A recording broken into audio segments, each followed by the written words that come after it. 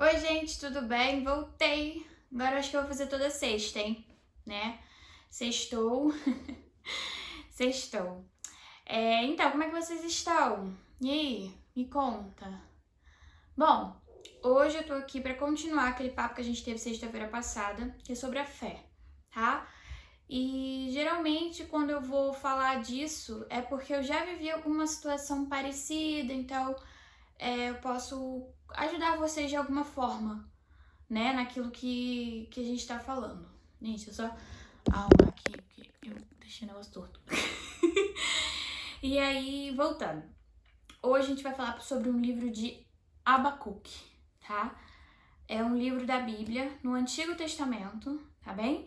Então, é sobre uma questão de... Sabe aquela música que diz que ainda que a figueira não floresça, que não haja fruto na vide, que o produto da oliveira minta, todavia eu me alegrarei? Sabe? Mas será que é assim mesmo, gente? Será que se a gente está orando, pedindo, jejuando e Deus não faz, a gente vai realmente ficar alegre? Então, assim, é uma coisa que eu passei, né? E eu gostaria de hoje falar com vocês porque é muito comum, muito mais comum do que a gente imagina. Então, no livro de Abacuque, ele é um profeta, né? Antigamente Deus usava os profetas para poder passar informação para o povo, tá? Então, esses profetas ouviam de Deus e falavam o que ia acontecer. E aí ele fala assim: Abacuque é o livro, capítulo 1. Sentença revelada ao profeta Abacuque. Ele diz: Até quando, Senhor, eu clamarei e tu não me escutarás? Gritar-te-ei violência e não salvarás. Porque me mostra a iniquidade e me fazes ver a opressão? Pois a destruição e a violência estão diante de mim. Há contendas e o litígio se suscita, porque essa causa a lei se afrouxa e a justiça nunca se manifesta. Porque o perverso cerca o justo, a justiça é torcida. Então, assim, esse profeta ele estava pedindo para Deus socorrer ele, né? Tava dizendo assim: até quando, Jesus? Até o Senhor, né? Jesus ainda não tinha vindo. Até quando, Deus? O senhor não tá vendo aqui não? Que eu tô passando esse negócio aqui não? O senhor não tá vendo? Não tá vendo o que tá acontecendo? Tipo, eu tô doente, eu tô sem dinheiro, eu tô sem trabalhar. O senhor não tá vendo? Até quando? Até quando o senhor não vai me ouvir? O senhor não diz que é Deus, que é todo-poderoso, que vai fazer as coisas, que é só gritar, que socorro, que o senhor socorre? Por que o senhor não tá socorrendo? O que acontece? Muitas vezes quando Deus age assim, ou ele vai agir por justiça, por algo, né? Que existe a justiça de Deus, ou ele tá ensinando pra gente a ter a verdadeira fé. Por quê, gente? Porque vocês, por exemplo, vocês gostam de ter amigo interesseiro? Amigo sanguessuga? Amigo que sempre só tá com você por interesse de alguma coisa ou quer alguma coisa de você, e quando simplesmente você não pode oferecer aquilo que a pessoa quer, simplesmente a pessoa não fala com você, não te procura mais. Assim que Deus quer que a gente tenha um relacionamento com Ele. Por quê? Porque Deus é um ser relacional. Ele criou a gente para que a gente tivesse relacionamento com Ele. Desde a época do Éden, Ele vinha toda tarde, na viração do dia, falava: Adão, e aí, como é que foi o dia, cara? Me conta. Tu já deu nome para todos os bichos? Já falou com geral?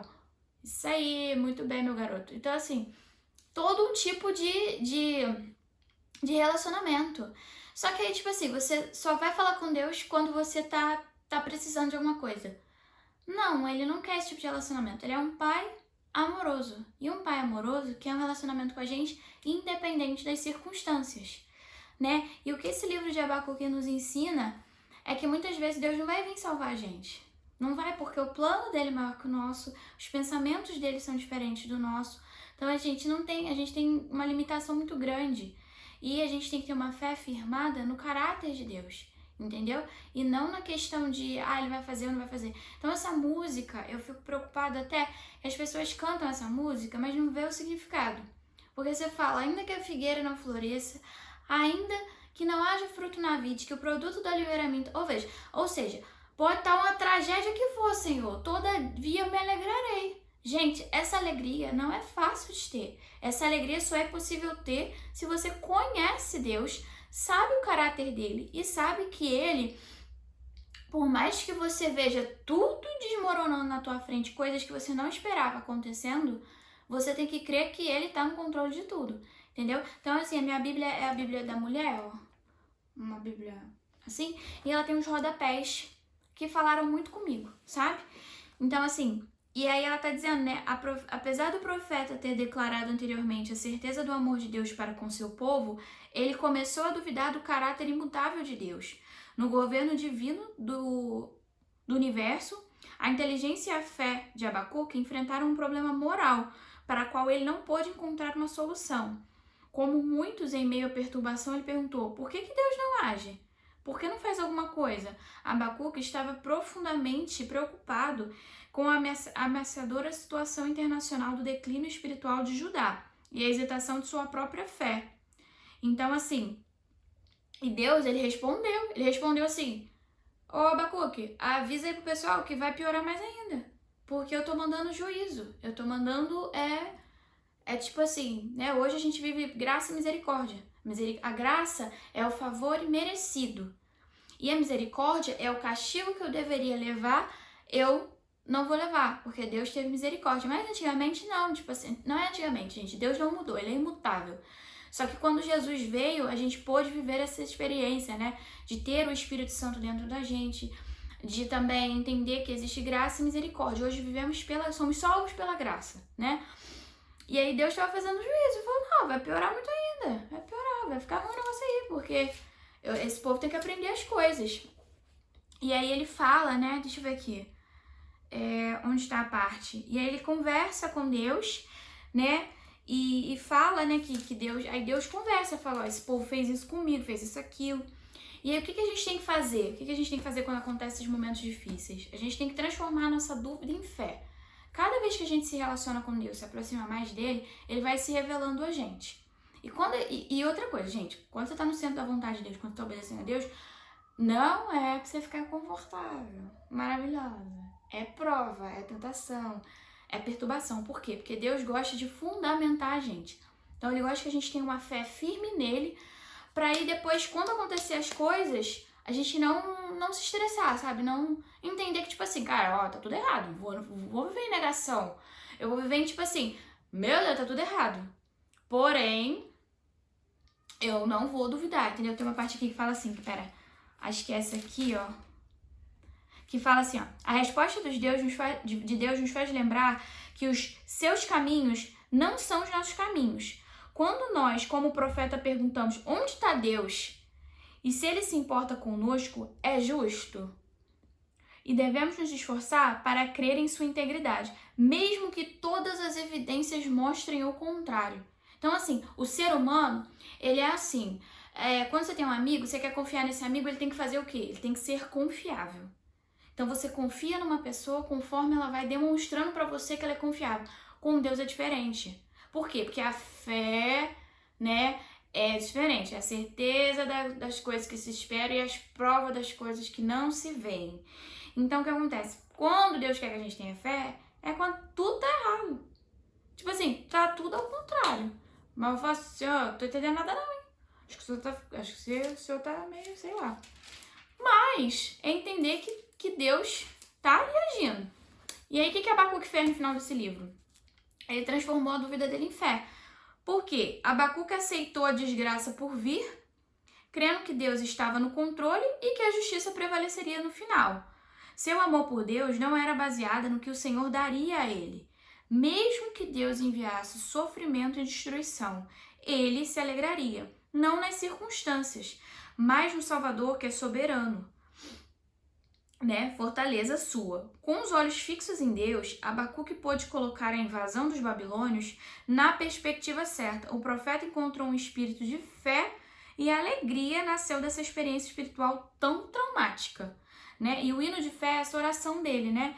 Que no final ele fala, ó, ainda, né, que a figueira não floresça, que não haja fruto na vide, que o produto da oliveira minta e os campos não produzam mantimento e as ovelhas sejam arrebatadas no aprisco, e no currais não haja gado. Todavia eu me alegro no Senhor, exulto no Deus da minha salvação. O Senhor Deus é a minha fortaleza e faz os meus pés como o da corça e me faz alternariamente ao mestre de canto para instrumentos de cordas. Então ele está dizendo assim, não importa o que aconteça, Senhor, eu já entendi que os seus pensamentos não são os meus, seu jeito não é o meu, o Senhor faz um negócio meio doido, mas o caráter do Senhor é imutável. Então a minha alegria é fixa no Senhor, porque eu sei que o Senhor vai fazer alguma coisa, o Senhor vai me salvar, entendeu?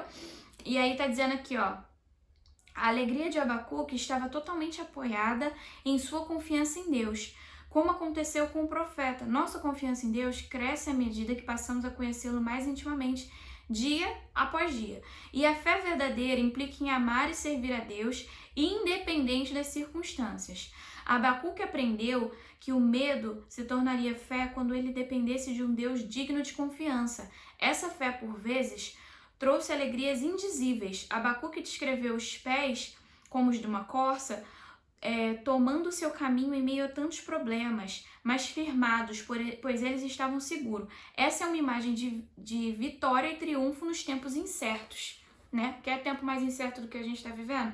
Corça, gente, é um bichinho igual uma gazela, sabe? Ele corre bastante, então por isso que fala assim como as corças, né? Ele corre muito. Então, assim, hoje eu queria falar isso pra vocês, né? Para que a gente desmistifique outra vez outros fatos. Por quê? Muita gente acha que porque tá no centro da vontade de Deus, ou porque tá obedecendo a Deus, ou porque tá servindo a Deus, que coisas ruins não acontecem. Só que Jesus nunca prometeu pra gente uma vida fácil. Ele disse, no mundo tereis aflições, tende bom ânimo, eu venci o mundo, né? E ele também diz, né, que ele veio para que a gente tenha vida e vida em abundância. Então, é possível ter uma vida boa em abundância, porém você vai ter aflição. E aí eu tava, gente, Então, eu tive uma visão, mas eu não é igual a visão da Raven não, tá, gente, que vem aquela visão assim, não. Eu tive uma visão, eu tenho tido visões há um tempo já. Não é sonho, não é nada, simplesmente aparece a palavra na minha... Geralmente é com palavras, ou com imagens, ou com pessoas. E veio a imagem na minha mente. Apostasia. Uma palavra. Aí eu falei, o que é apostasia? Eu já ouvi essa palavra, mas eu não sei o que significa. E eu fui, né, no Google, né, claro, botei o significado e tava lá que era renúncia de uma crença ou religião. Então, o que Deus estava falando comigo? Filha, avisa pro meu povo, né, pro meu pessoal, que não é porque, tipo assim, eles estão com a imagem errada de mim. Eles estão achando que eu não estou com eles porque eles passam problema. Que eu não estou com eles porque eles estão passando aquela dificuldade financeira. Que eu não estou com eles porque eles estão passando um câncer, uma doença. Só que isso é natural no mundo. Mundo tereis aflições. O mundo é mau, gente. As pessoas são ruins. Nós vivemos no mundo do pecado. Então, assim... Deus, ele tá dizendo, filha, eu estou com vocês em qualquer lugar, qualquer situação. E eu, às vezes, faço isso para testar vocês, para fundamentar a fé de vocês, para ter um relacionamento mais forte com vocês. E pode deixar, o justo, ele passa por muitas aflições, mas Deus livra de todas. Então, isso é uma promessa bíblica, sabe? E ele falou, tem muita gente me renunciando, tem muita gente me deixando porque não entendeu quem eu sou. Não entendeu que eu vou dar uma promessa, como eu disse na Bíblia. Gente, todo mundo quer receber uma promessa. Todo mundo quer receber uma promessa na Bíblia, os negócios aconteciam tudo errado. Por quê? Porque é para ter fé. O pensamento de Deus não é o nosso pensamento. O jeito de Deus não é o nosso jeito. Como eu disse, pra gente confiar numa pessoa, essa pessoa tem que se demonstrar confiável. E com Deus não é assim. Com Deus, quanto mais a coisa contrária, mais ele age. Porque ele é o Deus do impossível, né? E impossível é aquilo que a gente não pode fazer. Só Deus pode fazer. Tipo assim, gente, ferrou tudo. Ó, não tem mais nada. Agora não tem nada, não tem mais jeito. Pronto. Perfeito, Jesus vai agir. Então é isso, sabe? Ele falou comigo essa questão de apostasia, me mostrou essa palavra. E eu entendi que era isso, que muita gente às vezes deixa o Senhor porque acha que não vai ter uma vida difícil, que não vai ter problema, que não podia passar por doença, não podia passar por dificuldade e fica se questionando onde Deus está. E ele tá ali, gente, no mesmo lugar onde ele sempre esteve, cuidando da gente. E tem outra parte da Bíblia que diz, né? Todas as coisas juntamente cooperam para o bem daqueles que amam a Deus e são chamados segundo o seu propósito. Então, todas as pessoas que são chamadas para viver algo com Deus, vai passar perrengue, vai passar problema, porque não tem jeito da gente amadurecer, da gente dar valor às coisas, da gente ver que a gente tá vivendo errado, que a gente tá errando com pessoas, com diferentes coisas, administrando mal o nosso dinheiro, comprando mais do que devia, sabe? É muita coisa. Então os perrengues sempre vêm pra ajudar, tá bom? E é isso que eu queria falar com vocês, tá? Um beijão!